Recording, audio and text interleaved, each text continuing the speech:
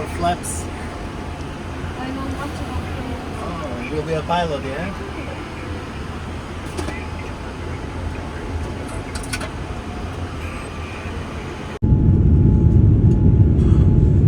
इतना इतना अच्छा व्यू आ रहा है।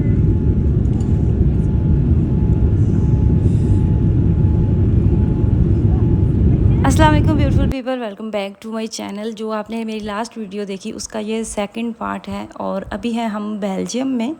बेल्जियम के सिटी ब्रुसल से हमने फ़्लाई किया था। वैसे हम जर्मनी में रहते हैं लेकिन हम इस दफ़ा जा बेल्जियम से रहे हैं। बेल्जियम से फ़्लाई करने की कोई ख़ास वजह तो नहीं थी। हाँ, ये ज़रूर था कि वहाँ पे हमें बड़ी ही अच्छी प्राइस पे टिकट्स मिल रही थी, तो हमने सोचा कि ये अपॉर्चुनिटी क्यों ना बंदा अवेल करे।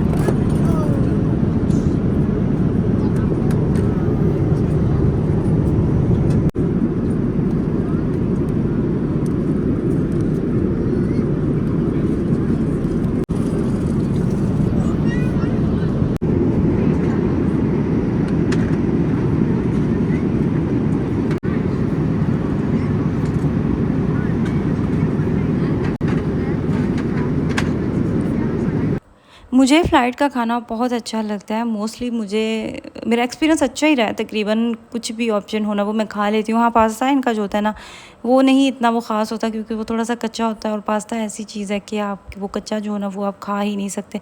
उसके बाद जी हमने अपनी कॉफ़ी ली। और यहाँ पे देखिए हमारा जो सफ़र है ना वो सिर्फ 1 घंटे का रहता है, लेकिन मजाल है जो इन्होंने सोने का नाम भी लिया हो। तो इस टाइम पे आगे अबराज जो है ना ये ज़बरदस्ती इसकी बस आंखें बंद हो गई थी, क्योंकि ये रात को ज़्यादा टाइम जाग रहा था। ये बहुत कम सोया। और ये जो छोटे दोनों है ना इन्होंने तो बिल्कुल सोने का नाम नहीं था लिया।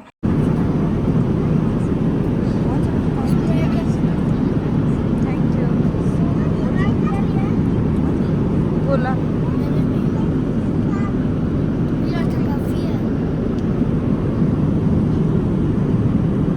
For landing, be sure that your headset and tray table are put away and your window blinds are clear. In order not to interfere with the aircraft navigational equipment, switch off all handheld electronics or set them. ये होता है कि अगर बच्चे सो जाएं फिर आपके पास भी मौका होता है, टाइम होता है, आप थोड़ी देर रिलैक्स कर सकते हैं। नींद नहीं भी आ रही आंखें बंद कर लें, लेकिन मेरे पास ये मौका नहीं था। पता नहीं वो कौन से बच्चे होते हैं जो बैठे बैठे सो जाते हैं, कहीं पे भी होते हैं वहीं पे वो सो जाते हैं। मुझे तो ख्वाहिश ही है कि काश मुझे भी ऐसा मौका देखने को मिले। खैर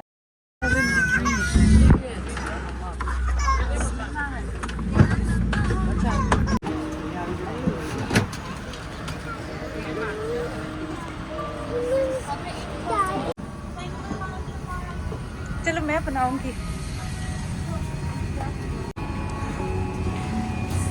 Yes, please. Hello. Yeah, these are for flaps. I know much about it. Oh, you'll be a pilot, yeah?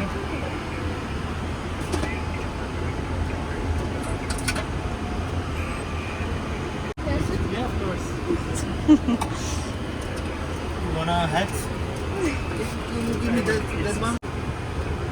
You can come maybe madam this size. Thank you. You don't wanna hear that, yeah? It's better to take pictures.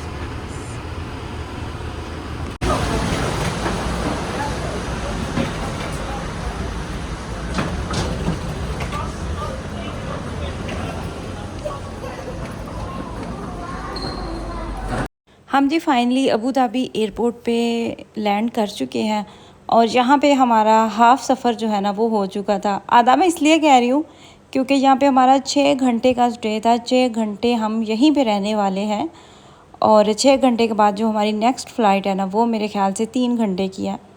और 2 से 3 घंटे उसको लगने वाले हैं। सो अभी हमें जो मेन चीज़ थी ना जिसकी हमें टेंशन थी वो ये थी कि हमारे बोर्डिंग पास इशू नहीं हुए थे। नॉर्मली आप जिस एयरपोर्ट से फ़्लाई करते हैं ना तो वहीं से आप जब चेक इन आप करते हैं तो आपके बोर्डिंग पास नेक्स्ट जो आपकी डेस्टिनेशन होती है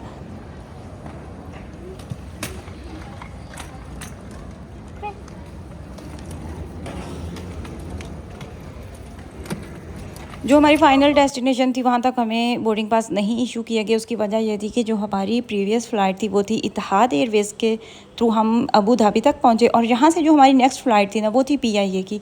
तो उनका कहना था कि हमारा सिस्टम ये सपोर्ट नहीं कर रहा, हमें वो अलाउ ही नहीं कर रहे कि हम अभी आपको वहाँ के बोर्डिंग पास इशू करके थे।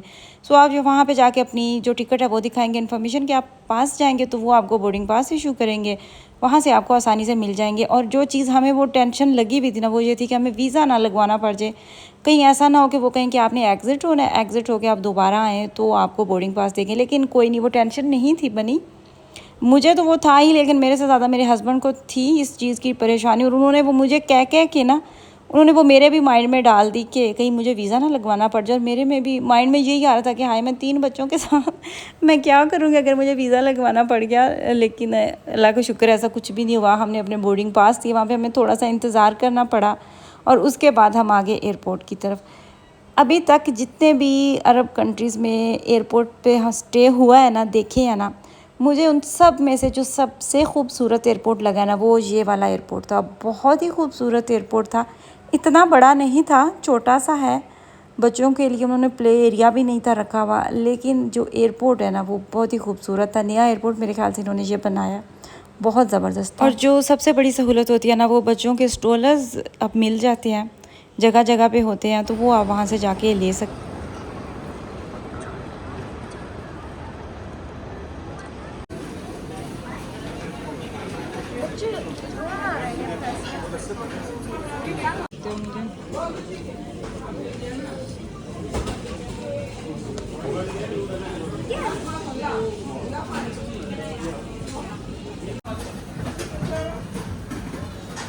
पीछे हो जो ना, ऐसे ही आप टकरें लगाते हो।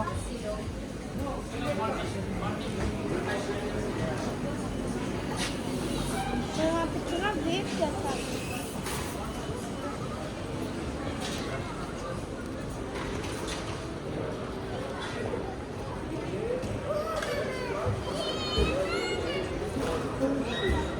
हमारे पास अच्छा ख़ासा टाइम था, हम पूरा एयरपोर्ट भी हमने घूमा। उसके बाद 6 घंटे का स्टे था, कहने को तो 6 घंटे थे लेकिन मिलते आपको कोई 2 घंटे ही हैं, जहाँ पे आपको इंतज़ार करना पड़ता है बैठ के। टाइम का एहसास ही नहीं होता, इतनी जल्दी गुजर जाता है। बच्चों का दिल था कुछ खाने पे, सो वहाँ पे मैंने इनके लिए कुछ ऑर्डर किया। और मुझे उस टाइम पे अपने हस्बैंड की इतनी याद आई, मुझे उनकी शदीद कमी महसूस हुई, क्योंकि इस तरह के काम वही करते हैं। मुझे कुछ समझ नहीं आ रही थी कि मैं इनके लिए यहाँ से क्या ऑर्डर करूँ, किस चीज़ की क्या प्राइस है, वो कौन क्या चल रहा है कुछ भी आइडिया नहीं था। सो मैंने तुक्के पे इनके लिए इनसे पूछा कि क्या क्या खाना है। जो इन्होंने कहा मैंने वो ऑर्डर कर दिया। और हमारे लगे थे तकरीबन 15 यूरो लगे थे, जो कि कुछ भी नहीं है, बिल्कुल भी, मतलब 15 यूरो नथिंग।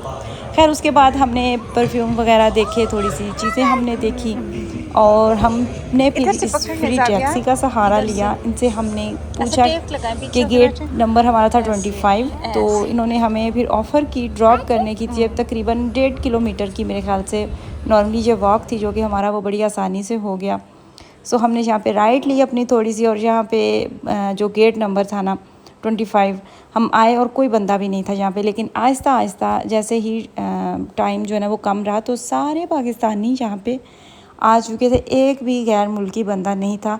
सो पाकिस्तान जाने की वाइब्स आपको यहीं पे आना स्टार्ट हो जाती है। और जो सबसे प्यारी चीज़ लगती है वो ये लगती है कि उर्दू बोल रहे होते हैं सब, वो भी बड़ा एक अच्छा फ़ील होता है। और लाइन जो है वो भी तकरीबन ख़त्म हो चुकी थी जब हमने देखा कि लोग बहुत कम रह गए हैं। फिर हम भी लगे लाइन में, और वहाँ से अपने डॉक्यूमेंट्स जो हैं वो स्कैन, अपने बोर्डिंग पास स्कैन करवाए, अपने पासपोर्ट चेक करवाए, और डायरेक्ट फिर हम फ़्लाइट के अंदर चले गए। और जी जैसे ही हम फ़्लाइट की तरफ गए, उनको नज़र आया कि मेरे हाथ में कैमरा है या मैं वीडियो बना रही हूँ। उन्हें कुछ समझ आया, तो उन्होंने सबसे पहले मुझे कहा कि नहीं, आप फ़्लाइट के अंदर ना कोई पिक्चर बना सकते हैं ना कोई वीडियो बना सकते हैं। हालांकि पीछे एयरपोर्ट पे आप बना रहे थे, फ़्लाइट पे आप बना रहे थे, कहीं पे भी आप क्यों ना बना रहे हो, कोई इशू नहीं है किसी को भी। लेकिन हमारे जो अपने हैं ना, इन्हें पता नहीं क्या इशू होता है, और इनके पास करने को कुछ भी नहीं होता। तुझे कहते हैं कि आप सबसे पहले ऐसा करिए, अपना कैमरा बंद कर दें।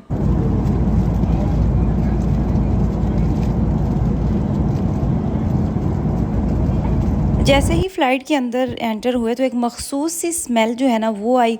उसके बाद मतलब सीट का इतना बुरा हाल, जो बेल्ट आपने लगानी होती है वो इतनी गंदी, जगह जगह से सीटें ख़राब हैं, टूटी हुई चीज़ें, मतलब क्या आप बंदा कहे, वो ख़ुद ही शर्म आती है इस तरह की बातें करते हुए। लेकिन ये कड़वा सच है। और मैंने फ़िलहाल तो यही डिसाइड किया कि नेक्स्ट टाइम हम PIA के साथ ट्रैवल नहीं करेंगे। यहाँ पे अब हम जी फाइनली अल्हम्दुलिल्लाह लाहौर एयरपोर्ट पे लैंड कर चुके हैं। और इसका जो नेक्स्ट पार्ट है ना वो आपको मैं नेक्स्ट वीडियो में दिखाऊंगी, क्योंकि वीडियो जो है ना ये बहुत लेंथी हो चुकी है। दुआओं में याद रखिएगा।